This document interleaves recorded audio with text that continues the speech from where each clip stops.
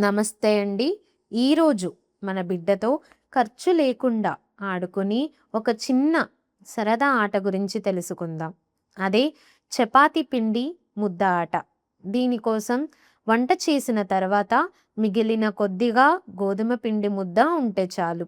ఒక శుభ్రమైన ప్లేటులో చపాతీ పిండి ముద్దను పెట్టి బిడ్డ ముందు ఉంచండి. ముందుగా మీ వేలితో ఆ పిండి ముద్దను మెల్లగా గుచ్చుతూ ఇలా చేయాలి చూడు బంగారం అంటూ చూపించండి. తర్వాత కూడా తన వేళ్లతో ఆ ముద్దను గుచ్చడానికి, పిసకడానికి అవకాశం ఇవ్వండి.